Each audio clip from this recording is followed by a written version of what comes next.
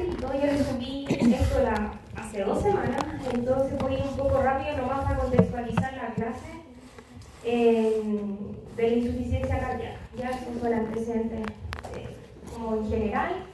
Es importante que tengan presente que es un síndrome clínico que se caracteriza por disnea o fatiga, ¿cierto? Generalmente se asocia en etapas avanzadas a sobrecarga de líquido en el pulmón, sobre todo, por edema, ¿ya?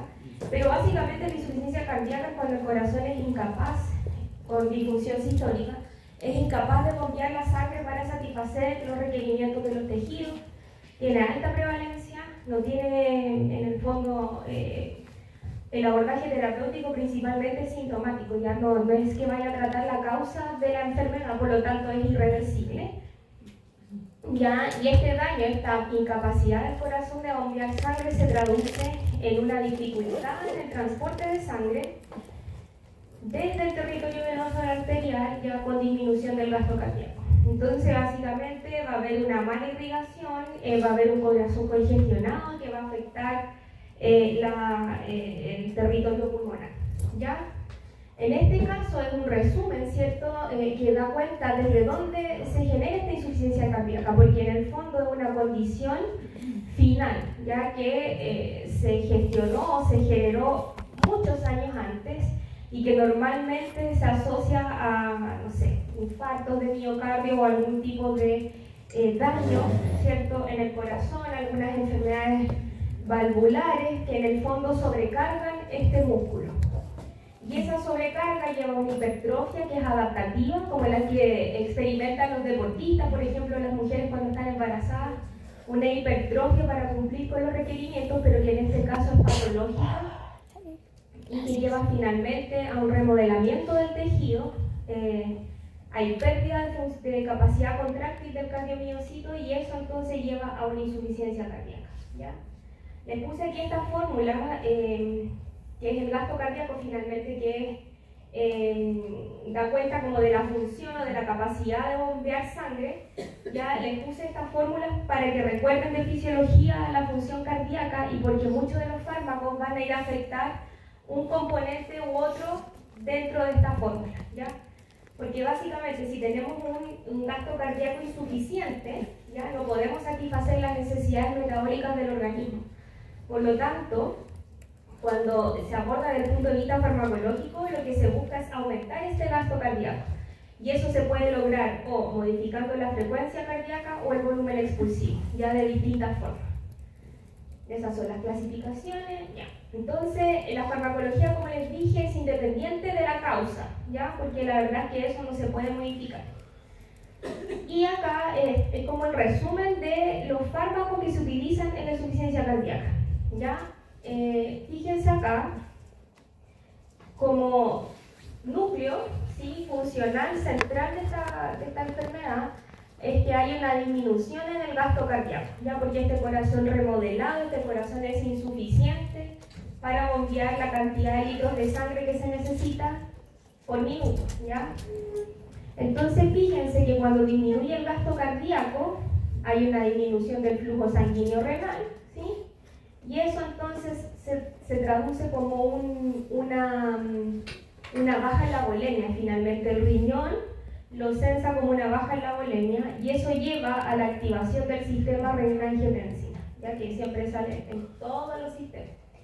Y este sistema renina-angiotensina lleva a la liberación de aldosterona y esto a la retención de sodio y agua en el riñón, en los túbulos, ¿ya? Pero como tengo un corazón insuficiente, que tiene un gasto cardíaco disminuido, con este mecanismo compensatorio aumenta aún más la volemia, entonces más congestiona este corazón que es incapaz de bombear sangre. Ya, entonces, por ejemplo, acá ya se observan distintas estrategias. Al ser un mecanismo compensatorio que empeora la condición de la insuficiencia cardíaca, lo que se hace es utilizar inhibidores de la enzima convertidora angiotensina, que ustedes ya lo vieron en antihipertensivo, ¿ya? Y también se utilizan diuréticos, con el fin de promover la formación de orina, ¿cierto?, la salida de líquidos y de sodio. Y esto se traduce en una disminución del retorno venoso, básicamente. Ya va a llegar menos sangre a la aurícula derecha, que va a descongestionar este corazón insuficiente. Desde el punto de vista del músculo cardíaco, se pueden utilizar algunos fármacos que se denominan inótropos positivos, que lo que van a hacer es aumentar la contractilidad, ¿ya? De manera de poder aumentar este gasto cardíaco, ¿ya? Y los vasodilatadores, que acá entran los inhibidores de los canales de calcio, algunos antagonistas adrenérgicos, que lo que hacen entonces también es disminuir la precarga, ¿ya? Disminuir la presión venosa central de manera de descongestionar este corazón. Acá, como recordatorio, el gasto cardíaco, que es una medida de la función en el fondo, ¿cierto?, del corazón, está determinado por la frecuencia cardíaca y por el volumen expulsivo, ¿ya? Y aquí fíjense, el volumen expulsivo es la cantidad de sangre que inyecta el corazón, ¿verdad? Este volumen se modifica cuando modificamos la contractilidad, la precarga, que es el retorno venoso, en general lo pasamos a 100 grados, y la poscarga, que tiene que ver con la resistencia periférica total, digámoslo así para simplificarlo, ¿ya? Y la frecuencia cardíaca depende principalmente del sistema nervioso autónomo. Entonces, si ustedes se fijan, los fármacos apuntan a distintas aristas o a distintos componentes que determinan el gasto cardíaco, ¿ya? Entonces, esto yo les había puesto, la digoxina es un inótropo positivo porque mejora la contractilidad del corazón, ¿ya? Va directamente al cardiomiocito ventricular y aumenta el calcio intracelular, y de esa manera entonces aumenta la contracción, ¿ya? Y el que más se utiliza en clínica, entre comillas, y en intrahospitalario es la digoxina, que lo que hace entonces es inhibir la bomba sodio-ATPasa de manera de poder, o sea, en el fondo tener el sodio disponible para poder intercambiarlo por calcio, ¿ya? Y de esa manera entonces ingresa más calcio, sale más calcio de las reservas, y eso favorece la contracción de las miofibrilas, ¿ya? Tiene otros efectos, ¿cierto? También tiene algún efecto sobre el sistema de conducción del corazón, pero no es muy importante, o sea, no se utiliza como antiarrítmico, por ejemplo, ya se utiliza principalmente por su efecto inotrópico positivo. Bueno, aquí hay algunos efectos que podrían ser de todas formas efectos adversos ya, pero sobre todo aumenta la contractilidad cardíaca. Esto ya farmacocinética, y más o menos ustedes pueden ver, ¿cierto?, los efectos de dosis tóxica, que ese es uno de los problemas que tiene la digoxina, que genera efectos adversos asociados a arritmias, ya. Por lo tanto es de cuidado, hay que pensarlo bien, digo, antes de utilizar, ya. Y como les decía acá, tiene un estrecho margen terapéutico, ¿cierto? Por lo tanto, a dosis terapéutica, si bien aumenta la contractilidad, si nos aumentamos la dosis, entonces podemos tener arritmia y llevar a una contractura que en el corazón es mortal. Ya no es como el músculo esquelético que se puede contracturar, el corazón no puede contracturarse, ¿ya? Y eso lleva a una arritmia y puede haber un infarto o algo así. Voy rápido solo porque en principio esto no lo debería estar haciendo, porque me dijeron que había que dar la clase por pasada. Ya estoy haciendo un repaso rápido. Acá están los efectos adversos. La arritmia es el principal efecto adverso, ¿sí? Hay que monitorear potasio, porque el potasio se asocia a esta arritmia, y se puede utilizar algunos compuestos para revertir su toxicidad en caso de intoxicación. Esto ya les debe sonar más, ¿verdad? El sistema nervioso autónomo, la verdad es que aparece en casi todos los sistemas. Son receptores que se intervienen bastante desde el punto de vista farmacológico, ya sea la rama adrenérgica como la colinérgica, ya sea simpático o parasimpático.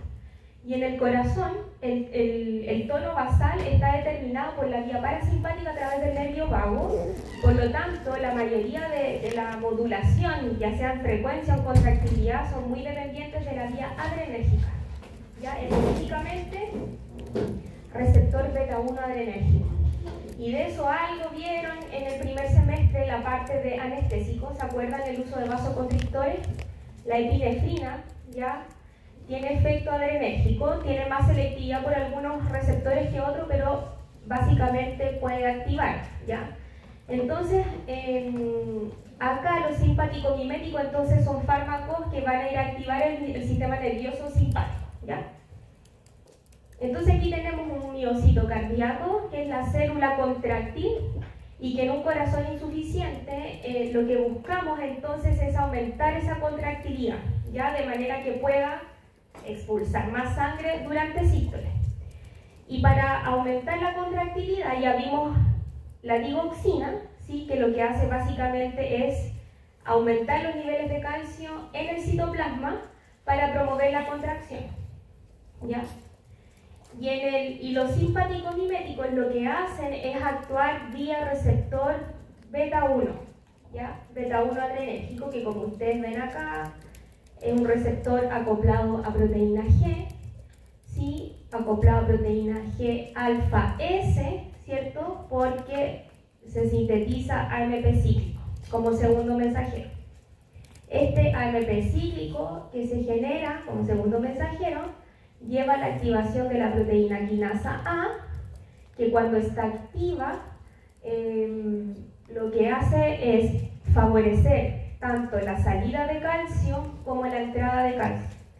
¿Y por qué digo esto? Porque piensen ustedes que el corazón fluctúa, ¿cierto?, entre este estado contraído y relajado, diástole, sístole, diástole, sístole, y la relajación y la contracción dependen de las concentraciones citoplasmáticas de calcio. Si yo necesito aumentar la contractilidad, si necesito que se contraiga más rápido o con mayor fuerza, también necesito que se relaje rápido. Por lo tanto, debería promoverse tanto la salida de calcio como la entrada rápida de calcio para que se relaje, ¿ya? No me sirve que el calcio esté mucho rato en el citoplasma porque entonces no se va a relajar. Y lo que muestra aquí es eso. Esta proteína acá activa fosforila un canal de calcio que permite una mayor entrada de calcio al citoplasma. Favorece la contracción. ¿Saben? Perdón. Estoy asumiendo cosas, pero ustedes saben que en el cardiomiocito hay una liberación de calcio inducida por calcio, ¿cierto? ¿Les pasaron eso en fisio la vez pasada? ¿No se acuerdan? No.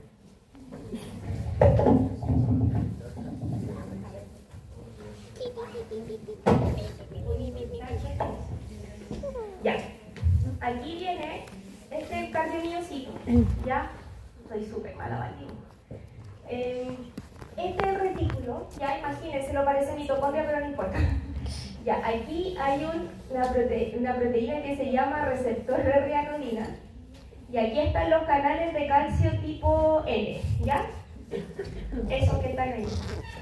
Ya, y el retículo sarcoplasmático es el organelo donde se almacena el calcio. Ya, la mitocondria también tiene calcio, pero el retículo lo voy a cambiar porque no es mitocondria. ¿Cómo es? ¿Es así? ¿Como así lo dibujan o no? Ya, con arte imaginación. Bueno, y esto está acoplado con esto, ¿verdad? Ya, entonces, lo que yo necesito de la contracción, viene el potencial de acción cardíaco. Abre estos canales de calcio que son dependientes de voltaje, entra un poquito de calcio y esto induce la salida de calcio desde el retículo sarcoplásmico. Y eso se llama salida de calcio inducida por calcio, ¿sí? Entonces, lo que hace la PKA es fosforilar este canal de manera que aumenta la probabilidad de abertura. Entonces, la probabilidad de que entre calcio es mejor. Y eso entonces induce esta liberación de calcio desde el retículo sarcoplásmico y favorece la contracción. Pero yo les dije además que se tiene que ver favorecida la relajación. Y en paralelo, lo que hace la PKA es fosforilar a otra proteína que está aquí en el retículo, perdón, aquí, que se llama fosfolambano, que al fosforilarse mejora la entrada de calcio dentro del retículo. Entonces favorece la salida rápida y la entrada rápida de calcio al retículo de manera de favorecer contracción y relajación. ¿Ya? ¿Lo entendieron? Bien. Por ende, todo aquel fármaco agonista beta 1 va a tener este mecanismo. Entonces, si nosotros le preguntamos cuál es el mecanismo de acción farmacológico de los beta 1, es esto que hablamos aquí: PKA fosforila al canal, fosforila al fosfolambano, de manera de favorecer la entrada de calcio y la salida de calcio. ¿Sí? Ya. Y tienen que colocar ahí el ATP cíclico y toda la cuestión. Entonces, sistema nervioso autónomo simpático tiene distintos tipos de receptores, eso ya lo saben, ¿cierto? Están los alfa 1 y los alfa 2.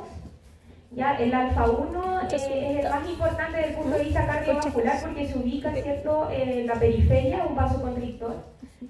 Beta 1 es principalmente cardíaco, ya cardiomiocito y células marcapasos también, que lo vamos a ver en arritmia. Y también hay beta 2 en algunos vasos periféricos que se asocian a la vasodilatación, ¿ya? Y ese es de dopamina, pero no lo pasamos mucho con dopamina porque no se utiliza mucho además, ¿ya? Y entonces ahí ustedes ven distintos fármacos simpático-miméticos, norepinefrina, epinefrina, o adrenalina y noradrenalina, ya es lo mismo, dobutamina y dopamina, y ustedes pueden ver la selectividad que tiene por cada receptor. Si tiene mayor o tiene más cruces, es porque tiene un efecto principalmente asociado a ese receptor, ¿ya? Por ejemplo, la dopamina tiene efecto principalmente beta y no tanto alfa, ya a eso se refiere la crucecita. Fíjense, la epinefrina tiene efecto vascular, pero también tiene efecto cardíaco, ¿ya? Lo que estábamos viendo aquí, aumenta contractilidad. Ahí está lo que estábamos viendo recién, ¿cierto? Lo que yo les expliqué aquí con mi super dibujo, ¿ya? Y eso lleva entonces a la salida de calcio, o sea, a la entrada de calcio en el sarcoelema, que es la membrana plasmática del cardiomiocito, el efecto en el retículo sarcoplásmico, que es la entrada, ¿cierto? Y sobre algunas proteínas contráctiles, ¿ya? Pero básicamente es lo que yo les decía. Entonces aquí, bueno, ¿en qué se utiliza, cierto? Cuando hablamos de disfunción sistólica es cuando efectivamente hay un gasto cardíaco disminuido, una fracción de eyección disminuida, y principalmente actúa vía agonismo beta 1, ¿ya? Bueno, evidentemente los efectos adversos tienen que ver con exacerbar mucho lo que buscamos, ¿verdad? Buscamos que aumente la frecuencia, buscamos que aumente la contractilidad, pero eso también puede llevar a taquicardias y arritmias, ¿ya? Entonces hay que ajustar dosis. Y hasta ahí en la próxima clase. Ya, y ahí se pueden utilizar otros fármacos que tienen la misma vía de señalización desde el punto de vista de la fosforilación, de la PKA, pero que no actúan vía receptor beta-adrenérgico, que son los inhibidores de la fosfodiesterasa, que los vamos a ver ahora. Ya, hasta aquí era el resumen súper rápido. ¿Más o menos siguieron, sí? Gracias. Gracias. Entonces, acá, buenos días, no tengo positivo, son estos fármacos que aumentan la contractilidad, como les decía, ¿cierto? Aquí está la dobutamina, este es un receptor beta 1, aquí está lo que hablábamos recién, la generación de AMP cíclico, PKA fosforila al canal de calcio, ¿sí? Aumenta la disponibilidad de calcio para aumentar la contractilidad, sale calcio también del retículo, ¿ya? Y aquí están los inhibidores de la fosfodiesterasa. Para terminar el efecto, en los receptores acoplados a proteína G, que se definen como receptores que generan segundos mensajeros, la degradación del segundo mensajero es uno de los eventos que determinan el término de la respuesta.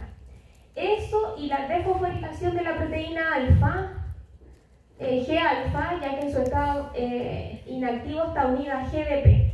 Entonces cuando se activa pasa GTP y pasa todo esto que recién les dije, y para terminar el efecto, entonces por un lado se degrada el segundo mensajero y por otro lado la proteína G-alfa se inactiva, ¿ya?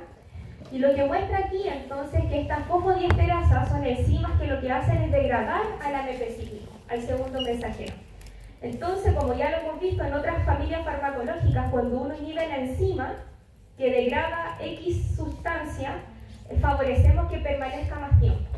Y eso es lo que busca este fármaco, ¿ya? Que el AMP cíclico se mantenga generando esta respuesta, ¿ya? A través de la inhibición de esa enzima. Y hay distintos tipos de fosfodiesterasa dependiendo del tejido. En este caso, la que se inhibe es la fosfodiesterasa 3, ¿ya? ¿Qué es importante?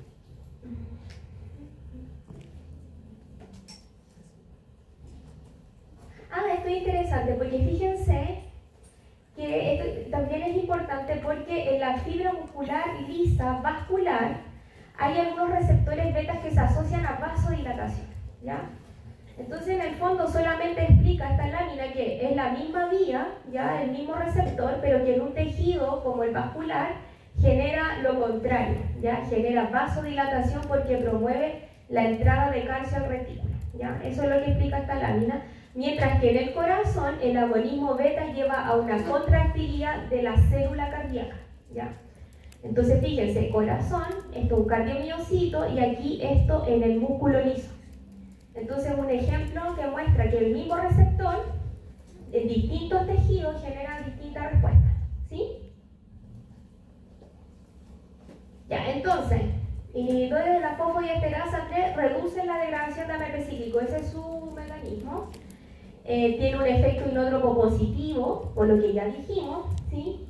Y en la vasculatura periférica es vasodilatar, porque en la vasculatura periférica también se genera AMP cíclico, pero ese AMP cíclico se asocia con la vasodilatación. Entonces en corazón tenemos una vasoconstricción y en la periferia tenemos una vasodilatación, lo cual es como matar dos pájaros de un tiro finalmente, en el contexto de la insuficiencia cardíaca. Si vasodilatamos la periferia, bajamos la precarga, por lo tanto descongestionamos de sangre, ¿sí?, al corazón. Ahí también se le llaman inodilatadores, ¿ya? Ahí harían esto, era lo más antiguo, miren cafeína, estaría, ya, y amiodarona, milrinona tienen mejores efectos, o sea, menos efectos adversos porque son un poco más selectivos, ¿ya?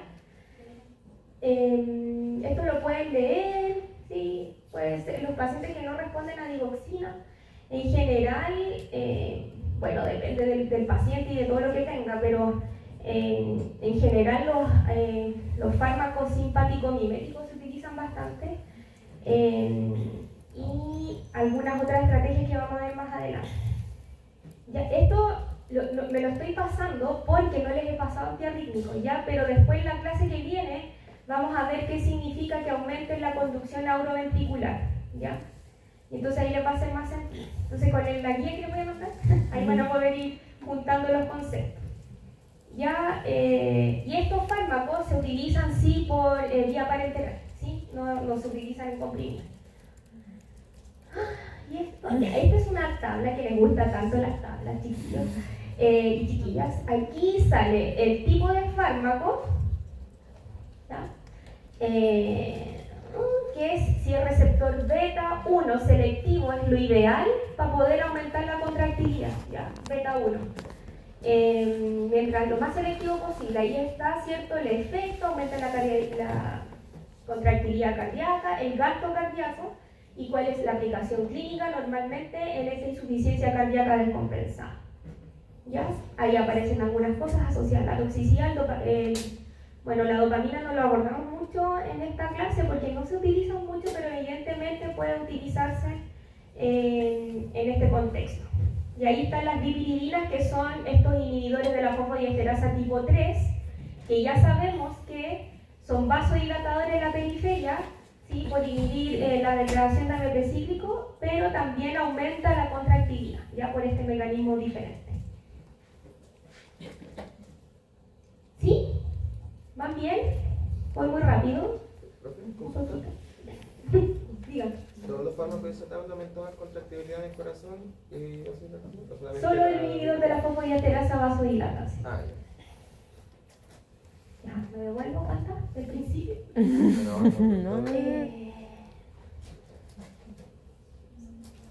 Ya, yo creo que la clave de acá es que sí, tienen que repasar un poquito lo que es función cardiovascular. Porque si se fijan, Porque los vieron en fisiología y no se acuerdan, yo creo. Sí. Porque recuerden que la función cardíaca, aparte de la función intrínseca que tiene, ¿cierto?, de bombear, de contraerse, también va acompañado de la función vascular. Entonces, el corazón bombea sangre, pero también recibe sangre. Esa sangre que viene del retorno venoso, ¿verdad?, tiene que pasar por los vasos pulmonares para oxigenarse y volver al corazón izquierdo en el fondo y volver a bombearse. Entonces, tienen que tener eso claro, y los receptores, la distribución de los receptores del sistema simpático, que son los que más se utilizan en la función cardiovascular, tienen beta 1 y alfa 1 en la periferia, pero también hay algunos receptores beta 2 en la periferia, ¿ya? Y entonces lo que uno busca en esta condición es aumentar la contractilidad del corazón y vasodilatar.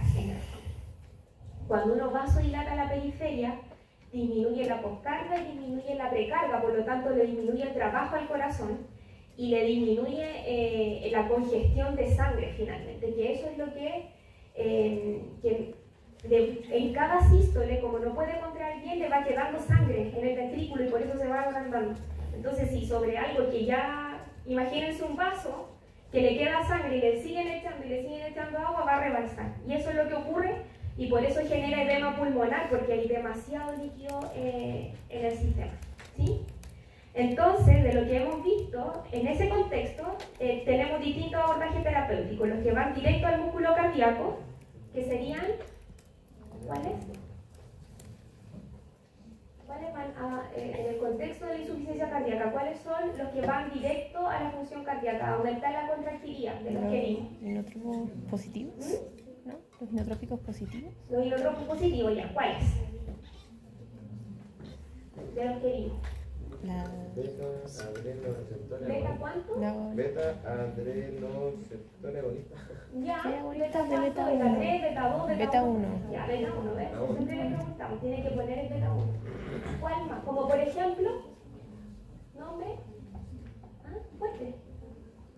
Si lo tienen ahí, ¿no quiero? Si no le estoy preguntando. La digoxina. Digoxina. Ese no es beta 1. Digoxina, ¿cómo actúa la digoxina? Es inotrópico positivo, ¿ya? Y la bomba sodia TPase, para intercambiar por calcio, ¿ya? El otro inotrópico positivo son los beta-adrenérgicos, beta 1, ¿como cuál?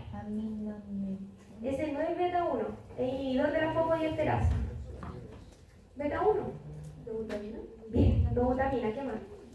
Dopamina. Bien, epinefrina, dopamina, podría ser, efectivamente. Ya, y el tercer inotrópico positivo que llevamos hasta ahora son los inhibidores de la fosfodiesterasa, ¿sí? Que tiene el plus de que además vasodilata la periferia y contrae en el corazón, ¿sí? ¿Van bien o no? Ahora sí. Eso, ya, la guía les voy a hacer eso, hagan tabla, hacer tabla, hacer esquemas, para que vayan identificando las familias, en el fondo, el mecanismo de acción y cuáles son los efectos adversos que normalmente derivan del mecanismo de acción, ¿ya?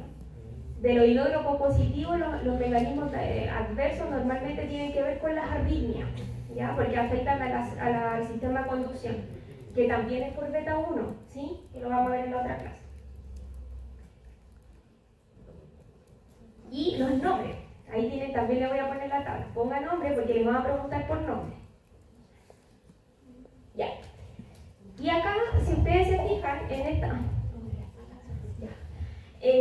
esta tabla, entonces, ¿cierto? Bueno, aquí aparecen factores patológicos que pueden ser muchos, ¿cierto?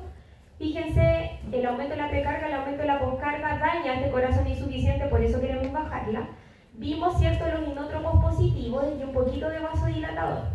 Pero fíjense que el drama de la insuficiencia cardíaca es que se produce como un circuito positivo que empeora la condición. Y ese circuito positivo, mecanismo compensatorio que empeora la situación, es el famoso sistema renina-angiotensina. Porque lo que nosotros queremos es descongestionar el corazón, disminuir el líquido finalmente, pero como el riñón sensa que hay menos, entonces secreta la renina, ¿ya? Y aquí entonces es donde entran y juegan un papel súper importante los inhibidores de la ECA y los diuréticos, ¿ya? Los inhibidores de los diuréticos es como más o menos fácil ver la ventaja que tienen, porque van a eliminar líquido, ¿verdad? Entonces vamos a bajar la precarga, principalmente, ¿sí? Porque van a aumentar la excreción de sodio y agua, y esto sobre todo es de utilidad cuando hay edema pulmonar, cuando hay una insuficiencia cardíaca en su estado más avanzado, ya con lo que primero se trata. Y los inhibidores de la ECA, ya, bueno, ustedes ya saben porque esto lo vieron con el profesor Jara, disminuyen la resistencia periférica vascular, que eso es súper importante, ¿ya? Porque entonces el corazón tiene una oposición menor a expulsar la sangre, hay una menor resistencia vascular, mejora la perfusión tisular y disminuye la poscarga, que la tenemos alta aquí, ¿sí? Bueno, aumenta la natriuresis también porque inhibe la aldosterona. Ustedes saben que la angiotensina tiene efectos propios de la angiotensina sobre su receptor, que eso es en vasculatura y en corazón, pero además activa o induce más bien la liberación de aldosterona desde la glándula adrenal. Y la aldosterona tiene esa función de retención de sodio y agua. Los efectos cardíacos y vasoconstrictores son de la angiotensina como hormona, digo, per se. Y en el riñón es por aldosterona. Entonces, en el fondo aquí apunta a dos cosas. Primero, a inhibir la síntesis de angiotensina 2, que ya tiene efectos deleterios en esta condición, pero además la liberación de aldosterona, que es dependiente de la angiotensina. ¿Sí me entienden? Sí. ¿Sí?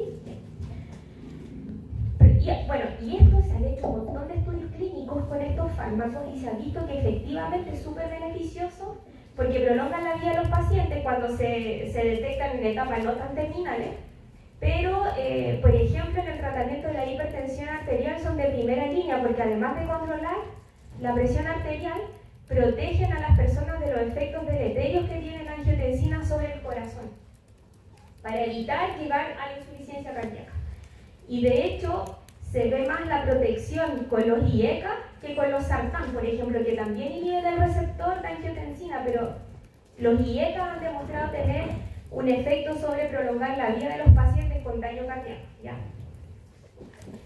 Esto es para repasar, porque yo vi la clase de antihipertensivo y esto lo vieron en antihipertensivo, ¿sí?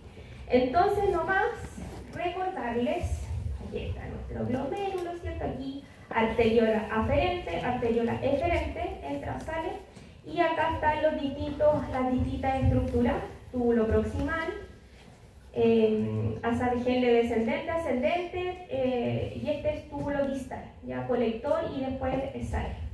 Entonces, a lo largo de los túbulos del riñón hay distintos mecanismos de transporte que van dando, ¿cierto?, finalmente la composición de la orina. Ya hay algunas zonas que son impermeables al agua, otras que son permeables al agua, y básicamente lo que hacen los fármacos diuréticos es, ¿cierto?, bloquear algunos de estos transportadores, ¿ya? Y eso entonces, al bloquear estos transportadores que normalmente tienen que ver con la excreción de sodio y potasio, lo que se genera es una eliminación de líquido también. Y entonces de esa manera nosotros podemos controlar la cantidad de agua, y al inducir entonces la generación de orina, disminuimos la volemia, ya disminuimos la recarga en este corazón insuficiente. Entonces, cuando estudien, tienen que tratar de identificar cuáles son, por ejemplo, los diuréticos diacídicos, cuáles son de estos los más potentes, por ejemplo, los que más se utilizan, que es la furosemida, en este contexto al menos, y los que se utilizan en la hipertensión pulmonar arterial es la hidroclorotiazida. Y en la hipertensión también la idea es bajar la volemia para disminuir la presión sobre las paredes de las arterias, ¿ya? Lo que pasa es que en este caso, normalmente el que es insuficiente es hipertenso, pero en este caso el uso del diurético tiene que ver con para bajar el edema, ¿sí? Mismo mecanismo farmacológico, pero con objetivos diferentes. ¿Me siguen? ¿Sí? Ya, y esto entonces a modo de recordatorio nomás cuáles son los tipos de fármacos, ya que actúan en la ASA, etc. Estos son los diuréticos que se utilizan en el tratamiento de la insuficiencia cardíaca, ya ahí están los del asa, ¿cierto? Furosemía, toracemia, los tiacídicos, ya la hidroclorotiacida, que yo creo que es el que más se conoce, que más se utiliza, además se asocia con IECA, se asocia con otros fármacos, y los diuréticos ahorradores de potasio, ya la espironolactona, ya, y aquí está, ahí está, generalmente se pueden asociar con un inhibidor de la ECA o con un antagonista del receptor de angiotensina, el losartán, el valsartán, ya. Ahí están las dosificaciones, ¿cierto? Y cuánto se utiliza más o menos diario, pero esto, como les digo, en el contexto ya de la formación de edema. Aquí está, ya este es el sistema renina-angiotensina en todo su esplendor, ¿cierto? Aquí, en términos, en la normalidad, este sistema siempre se activa cuando hay una disminución en el volumen sanguíneo, ¿ya? Por ejemplo, una hemorragia, cuando por alguna razón hay una disminución en el flujo renal, porque en el fondo en el riñón donde se censa la volemia, por decirlo así, ¿ya? Hay una disminución en una hipotensión, por ejemplo, cuando hay una disminución en la presión sanguínea. Y en el riñón están estas células yuxtaglomerulares, y les voy a explicar por qué esto, espero no ver a ninguno de ustedes en el examen de segunda, que es oral. Siempre preguntamos este sistema y no lo saben explicar. Les cuesta mucho hacer esta línea de tiempo, ¿ya? Por eso lo puse, para que lo tengan ahí presente. Espero que no lleguen a esa instancia, pero... O a veces lo preguntamos como pregunta de desarrollo y tampoco lo pueden explicar bien, ¿ya? Tal vez tiene muchos pasos, pero este sistema es súper importante en farmacología porque se modula mucho en la hipertensión, en la insuficiencia renal, en muchas cosas aparece el sistema renina-angiotensina, ya, porque es uno de los principales mecanismos para el control de la volemia y de la presión arterial, que es fundamental en el fondo, ¿ya? Entonces, se censa esta disminución en la presión o en la volemia, y desde las células yuxtaglomerulares del riñón se secreta una hormona, una enzima que se llama renina, ¿ya? Y esa es la clave, la renina. De hecho, hay fármacos inhibidores de la renina para el tratamiento de la hipertensión, ¿ya? Y esa renina lo que hace es procesar a un péptido que se libera desde el hígado, que se llama angiotensinógeno, ¿ya? El hígado sintetizador. Entre paréntesis, ya se ha demostrado en las últimas investigaciones que cada sistema prácticamente tiene su sistema renina-angiotensina propio. Es decir, el corazón tiene renina, tiene angiotensinógeno, tiene todo para sintetizar su angiotensina. El cerebro, prácticamente todos los sistemas tienen la capacidad de formar angiotensina 2. Es así de importante esta hormona, ¿ya? Aumenta entonces la renina, procesa este angiotensinógeno que va por la sangre, ¿verdad? Porque lo sintetiza el hígado, va por la sangre. ¿Y qué ocurre entonces? Se transforma este angiotensinógeno en angiotensina 1. Dígame. ¿Ahí mismo en el hígado se transforma o a medida que En va la sobre- sangre, en la sangre? sí. Todo esto en la sangre. Ya, angiotensina 1, ya esto del pulmón. La ECA, esto es porque la enzima convertidora de angiotensina antes se pensaba que tenía un origen pulmonar y de hecho lo tiene. Ustedes no sé si habrán escuchado, los pacientes COVID más graves tenían una relación con el sistema renina-angiotensina. Ya había una conexión ahí entre la ECA, que es la enzima convertidora de angiotensina, y la infección por COVID-2. Ya hay una relación ahí con eso.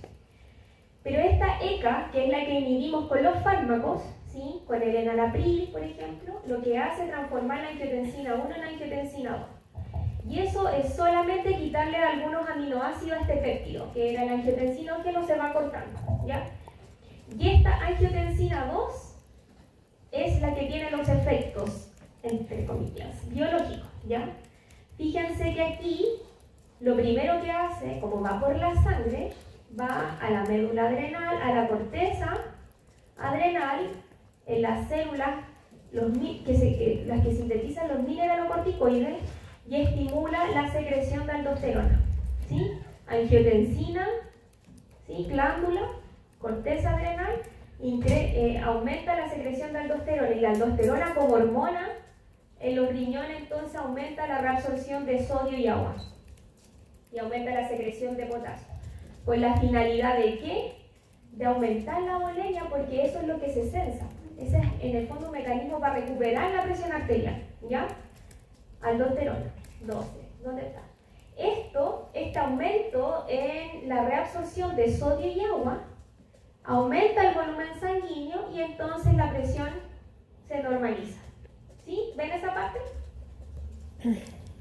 Por otro lado, la angiotensina 2 tiene un efecto sobre las arteriolas, ¿ya?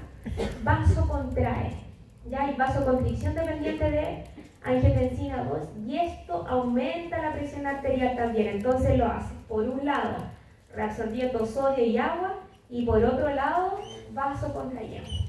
Y de esa manera entonces restablecemos la presión arterial. ¿Qué pasa en la hipertensión? Que este sistema está desregulado, ¿ya? En la hipertensión la pared de las arterias está con disfunción, no funciona bien, por lo tanto se está activando este sistema cuando no necesitamos que se active, porque ya está la presión alta.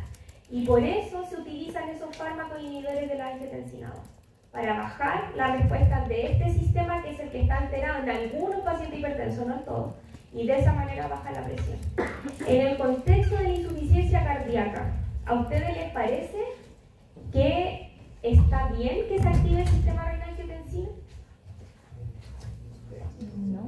No. Que aumentar la presión, la poscarga. Exacto, porque va a aumentar la poscarga, va a aumentar todo en un corazón que está deficiente. Pero el problema es que como hay una disminución en la expulsión de sangre, está saliendo menos sangre por sístole, porque está insuficiente. El riñón, que no piensa, el riñón piensa que hay una disminución en la volemia, entonces se activa la célula juxtaglomerular y activa todo esto cuando no debería, ¿ya? Por eso hace un rato yo les decía que el mecanismo compensatorio daña más y contribuye más a la progresión de la enfermedad, porque recarga el sistema. Pero si se inhibe con los fármacos, igual pasa este efecto que... No, ahí disminuye, ahí se controla un poco y se trata de... por eso yo en algún momento les decía que la farmacología es independiente de lo que está causando la insuficiencia. Nosotros vamos a ir a abordar la sintomatología en este caso, a disminuir la precarga, sobre todo para que no se genere el edema, porque cuando hay edema pulmonar ustedes pensarán que no puede respirar la persona, no puede respirar el paciente, entonces hay que bajar y eliminar líquido. Entonces hay diuréticos, los inhibidores de la ECA. Profe, una consulta. Sí, a ver si entendí bien. La hipertensión altera las paredes de los vasos sanguíneos, eso provoca una insuficiencia cardíaca, lo cual produce que en el riñón... Sí, se saltó como 5 etapas, pero... No, pero así como bien el resumismo. No, lo que pasa es que la hipertensión es factor de riesgo para la insuficiencia cardíaca, porque en el fondo, en un contexto de hipertensión, hay una sobrecarga de presión en el corazón. Y eso el corazón lo traduce como en un mayor trabajo. Tienen que trabajar más para vencer esa presión que le ejercen los vasos en el fondo. Y eso lleva a que se hipertrofie el corazón como mecanismo compensatorio, porque necesita trabajar más, entonces aumenta la masa para poder contraer más. El punto es que como la hipertensión es crónica, y si no se trata, las personas, yo puedo ser hipertensa, lo puedo saber, este corazón se va agrandando y se va generando este remodelamiento patológico que termina en una insuficiencia cardíaca. Es decir, primero es hipertensión y después es insuficiencia cardíaca. Ah, ya, no, esa era mi pregunta. ¿No van como los dos puntos? Porque No, en una primero que la otra. Porque claro, pues con la hipertensión se podría solucionar, pero seguiría el tema de la insuficiencia. Por eso es tan importante controlar la presión arterial, porque en el fondo eso sí o sí determina un remodelamiento cardíaco. No hay otra. Y entonces en ese, fíjense que estamos hablando de 10, 15 años, o sea, no una cosa muy para otra. Entonces por eso es tan importante controlar, para evitar el remodelamiento, porque una vez que el corazón está remodelado y está insuficiente, la única solución es un trasplante. No hay otra. ¿Ya? ¿Sí me entienden? Sí. Ya. Y entonces los fármacos que se utilizan para el tratamiento de la presión arterial se cruzan con esto, porque en el fondo es el sistema cardiovascular, ¿ya? Y entonces la insuficiencia cardíaca, lo que estábamos diciendo, ¿cierto? Está este insulto, no se traduce así, chiquillo, en inglés insulto es como un daño, en español es un daño como le Julia, genera disfunción cardíaca, ¿cierto? Este remodelamiento del ventrículo izquierdo que lleva a una descompensación hemodinámica, ¿sí? Esa descompensación hemodinámica por este corazón que está latiendo no de la forma adecuada, lleva entonces a una disminución del gasto cardíaco, a un aumento de la poscarga, de la precarga, que lleva a estos síntomas de sobrecarga de fluidos en los pacientes, que se asocian mucho con la muerte, por cierto, porque si no se hace a tiempo, efectivamente ocurre eso. ¿Ya? Y esta descompensación hemodinámica se genera porque hay aumento en la activación del sistema renina-angiotensina, hay una mayor liberación de catecolamina y de endotelina, que lleva entonces nuevamente a este remodelado y a esta disfunción cardíaca. ¿Ya? Y este aumento en estos sistemas, ¿cierto?, aumenta la retención renal de fluidos, que todavía recarga más los síntomas, ¿sí?, de líquido, el corazón de líquido. Entonces aquí nosotros con este fármaco estamos interviniendo esto acá. ¿Ya? Y aquí están las distintas estrategias. Aquí en el fondo, aquí están puestos los efectos. ¿Ya? Ahora, una cosa importante es que la ECA, además de promover la transformación de angiotensina 1 a angiotensina 2, degrada las bradykininas, que son péptidos vasodilatadores. Por lo tanto, cuando usamos un IECA, un inhibidor de la ECA, disminuimos la síntesis de angiotensina 2, pero también evitamos que se degraden las bradykininas. Y al evitar entonces que se degraden estas bradykininas, favorecemos la vasodilatación mediada por óxido nítrico y prostaciclina, ¿ya? Y eso disminuye la presión arterial también, ¿ya? Son dos mecanismos. Acá, si pudiéramos resumir acá, la ECA, ¿dónde está aquí? La ECA, además de transformar la angiotensina 1 a angiotensina 2, degrada estos péptidos que se llaman bradykininas. Estos de aquí. Estas bradykininas son vasodilatadoras. Tienen que pensar en el mecanismo. Vuelvo a la fisiología, es súper importante. Cuando se activa el sistema de angiotensina, ¿qué busco yo? En el territorio vascular. ¿Vasocontraer o vasodilatar? Es lo normal. ¿Qué busco? Vasocontraer. ¿Sí? Normal. Olvidémonos de la insuficiencia, es lo normal. Ya. Se activó porque no se ve una hipotensión. Ya. Vasocontraer. ¿Sí? Eso es lo que busca el sistema. Por lo tanto, el cuerpo humano siempre va a favorecer una vía por sobre la otra. Si yo busco vasocontraer, ¿qué pasa con las vías vasodilatadoras? Las disminuye o las inactiva. En este contexto, hay una vía vasodilatadora que se llama la vía de las bradykininas, endotelio, ¿sí? Bradykininas. Las bradykininas, vía óxido nítrico y prostaglandinas, COX, ¿se acuerdan? Ya. Vasodilatan, ¿ya?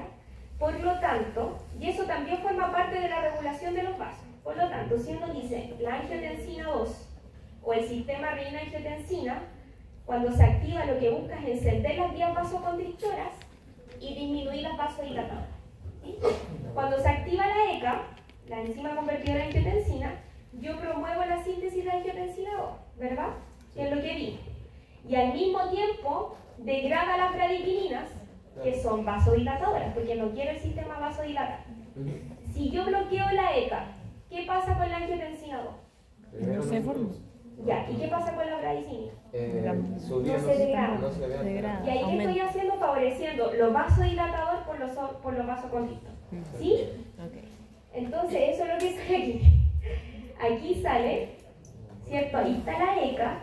La ECA procesa a esta bradykina en compuestos inactivos, pero cuando yo la bloqueo, bajo la concentración de angiotensina y subo la de bradykina.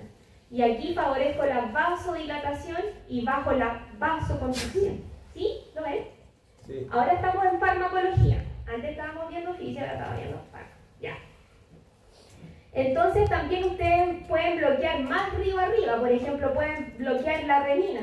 Si bloquean la renina, se bloquea todo el sistema río abajo. Si bloqueo la angiotensina, perdón, la ECA, bloqueo de la ECA para abajo.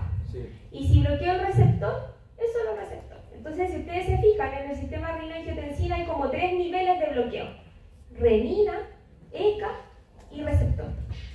La angiotensina tiene 2 receptores, AT1 y AT2. El AT1 es el que se asocia a todos estos efectos asociados a la vasoconstricción, a la secreción de aldosterona, a la estimulación del sistema simpático, mientras que el AT2 es todo lo contrario, ¿ya? Es vasodilatador y de hecho es protector.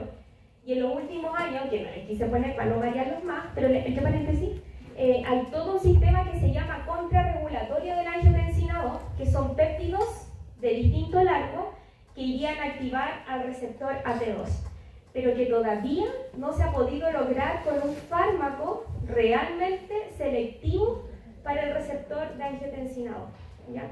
Lo que tenemos ahora son los bloqueadores, o los antagonistas más bien, que entonces van a ir a disminuir todos estos efectos, ya retención de sodio, etc. Y el aumento de la frecuencia. ¿Sí? ¿Entendieron? Sí. Yo tengo una duda. Si es que inhibe, por ejemplo, todo lo que sucede abajo, allá para arriba, cuando inhibe o sea, cuando se favorece la bradykinin, ¿no debe estar eso abajo? Lo que pasa es que esto siempre está. Es un sistema de regulación endógeno. Las prostaglandinas y las bradykininas están en el endotelio. Ustedes saben que el endotelio tiene sustancias vasoconstrictoras vasculares. Este sistema siempre está. Lo que pasa es que cuando se activa el sistema renina-angiotensina, la ECA, en su afán de sintetizar angiotensina 2 y vasocontraer, degrada al mismo tiempo esta bradicinina. Entonces, si usted inhibe a nivel más arriba, no pasa nada, las bradykininas no se ven afectadas en el fondo. Y eso es lo que queremos, que sigan ejerciendo su efecto vasodilatador. Ahora, el drama aquí, y porque a lo mejor no se potencia tanto, esto es como un plus de los inhibidores de la ECA, es como una cosa, la llapa, por decirlo. Y es porque en el contexto de la hipertensión hay disfunción endotelial. Y por definición la disfunción endotelial tiene que ver con una disminución de aquellas vías vasodilatadoras y un aumento de las vías vasoconstrictoras. Y ahí el óxido nítrico se va para la casa. Entonces, si bien es cierto, se favorece esta vía, está atenuada en un contexto patológico. Por eso no es el foco central de estos fármacos, es un plus, ¿sí? ¿Lo ven o no? ¿Entienden un poco a lo que me refiero? Entonces, si yo le pregunto, el mecanismo principal de los inhibidores de la ECA no es promover la bradicinina, porque la verdad es que el sistema está bien disminuido, sino que evitar la formación de angiotensina 2 y en alguna medida, entonces, evitar la degradación de bradicinina, ya que también está dentro de su mecanismo. Ya. Los vasodilatadores. Aquí tenemos vasodilatadores, todos los efectos que tienen. Ya promueve la perfusión tisular, que eso es súper bueno porque necesito oxigenar, inhibe disminuye la precarga y disminuye la presión venosa central. Los vasodilatadores, aquí esto lo saqué del RAN, por si quieren mirar, que es cortito, no del RAN, por cierto, insuficiencia cardíaca. Ya. Eso como nota mental. Ya, lo que hacen es, aquí cierto, aumentan el flujo sanguíneo, reducen la presión arterial, la presión venosa, disminuyen la precarga, que es lo que queremos, ¿cierto? Y se usa como antihipertensivo, no son de primera línea, sí, estos fármacos, ¿ya? ¿Qué levanta la mano? No son de primera línea, ¿ya? Y también se utilizan en la angina, que tiene que ver con, la angina es... que tiene que ver con la irrigación del corazón, con las arterias coronarias, perdón. Ya cuando hay problema ahí con la circulación coronaria, eso, ¿ya? Y la insuficiencia cardíaca, ¿ya? Aquí les puse este mono. ¿Lo entendieron? Cuando puse en la clase. Este mono, o lámina, digámoslo, es la contracción del músculo liso, que se contrae distinto al músculo estriado. Digamos que el músculo estriado es el músculo esquelético, nuestros músculos, y el corazón son estriados, pero el de los vasos sanguíneos es liso, ya ahí tiene un mecanismo un poco distinto de contracción. Esto lo puse nomás para contextualizar de nuevo y puedan ver por qué el inhibidor de los canales de calcio relaja, ya. Entonces esta es una célula muscular lisa, ya, cuya contracción lo que sí, todo igual, es que depende de calcio, ¿ya? Y acá hay otras proteínas importantes. Entonces, aquí está un canal de calcio tipo L, ya que bajo distintos estímulos en la célula muscular, por ejemplo, un receptor adrenérgico, lo que hace entonces es favorecer la entrada de calcio. El calcio dentro de la célula muscular lisa se une a una proteína que se llama calmodulina y forman el complejo calcio-calmodulina, súper original, ya. Este complejo calcio-calmodulina estimula a una proteína que se llama quinasa de la cadena ligera de la miosina. Ahí está, le puse lo que significa. Activa esta quinasa que fosforila a estas proteínas, ¿ya? De la miosina. Ahí está la P de fosforilación. La fosforila, y cuando se fosforila, se contrae el músculo liso, ¿ya? Y queda así, contraído, hasta que se activa la fosfatasa de la cadena ligera de la miosina, y esta fosfatasa, como buena fosfatasa, remueve este grupo fosfato y se relaja, ¿ya? Entonces, en el lecho vascular, la contracción del músculo liso depende de esta entrada de calcio, que también induce la salida de calcio del retículo, ¿ya? ¿Qué pasa si uno inhibe esta entrada de calcio? Bueno, no va a pasar esto, ¿cierto? No va a haber contracción. O lo que puede hacer es aumentar la actividad de esta fosfatasa para promover la relajación, ¿sí? Se fosforila, se contrae, se desfosforila, se relaja. Y fíjense aquí el óxido nítrico que se sintetiza en el endotelio vía GMP cíclico estimula la fosfatasa, y por eso el óxido nítrico relaja la musculatura lisa vascular, ¿ya? Dígame. ¿La MLC sin calcio está siempre como en estado normal o hay un cambio de fosforilación? Hay un tono, sí, es que siempre hay como un tono basal en el cual no está contraído del todo, pero tiene un tono. Y dependiendo de las moléculas que estén en ese momento en la sangre, porque esto estamos... aquí fíjense que hay otra capa antes que se llama endotelio, ¿sí? Porque está endotelio, célula muscular lisa, que están modulando siempre el tono del lecho vascular. Entonces, a medida que se promueva la fosforilación, se va a contraer. Y a medida que se promueva la desfosforilación, se va a relajar, pero eso va a depender del ambiente, como del ambiente local, ¿sí? ¿Se entiende?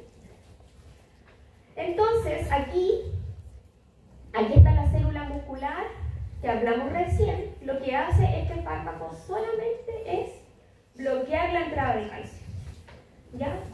Y se posiciona en este canal de calcio tipo L y evita que pase todo lo que yo les dije recién. Evita que se active, ¿cierto?, la quinasa de la cadena ligera de la miosina, que se fosforile, que se produzca este cruzamiento actina-miosina y que se vasocontraiga. Eso es, ¿ya? Y en el corazón también tienen un efecto que lo vamos a ver en la clase de arritmia, pero que lo dejé ahí porque como se van mezclando las cosas, es para que vean que es el mismo fármaco, ya que se puede utilizar también como antiarrítmico, ya, porque disminuye la velocidad de conducción, también disminuye la contractilidad cardíaca, etc. Y evitando la entrada de calcio ahí, que después lo vamos a ver en la otra clase, sí o sí va a modular tanto la frecuencia como la contracción cardíaca, ¿ya? Entonces, si yo les pregunto el mecanismo de los antagonistas, esto deberían hablar de esto, ¿ya? La entrada de calcio, porque entonces evita que se active, bla, bla, bla, ¿ya? La quinasa de la cadena ligera, etc. En el fondo esto, ¿sí? Ya, acá uno piensa que a lo mejor lo ideal sería disminuir el efecto beta en un corazón insuficiente, pero la verdad es que puede ser perjudicial el uso de beta bloqueadores en insuficiencia cardíaca, ¿ya? Y hay que tener ojo para que no pueden caer en alguna trampa que les ponga por ahí, ¿ya? Entonces se utilizan beta bloqueadores en el tratamiento, que sí se usan en la hipertensión, por ejemplo, porque hay beta bloqueadores en el tratamiento de la hipertensión, ¿ya? Porque tiene un efecto inótropo negativo y eso no queremos en el corazón insuficiente.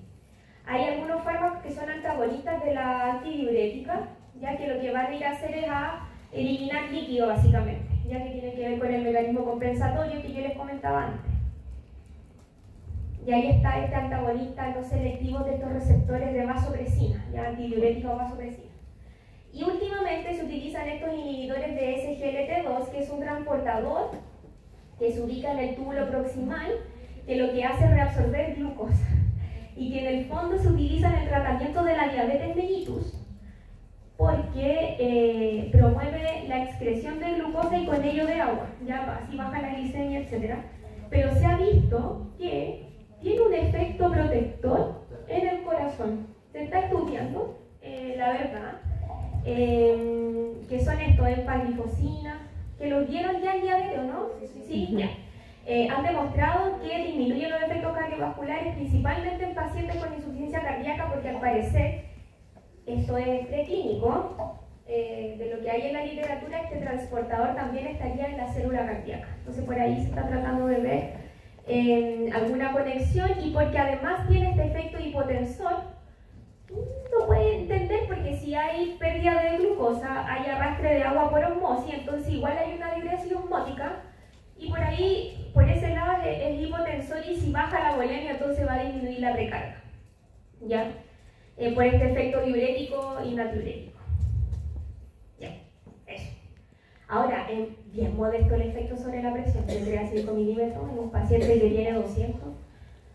Pero bueno, se ha visto que de todas formas protege de otros eventos cardiovasculares. Y eso. Estamos súper atrasados para la otra. Yo sabía que te iba a pasar. Ya. Entonces, les voy a subir la guía ya de autoestudio de esto.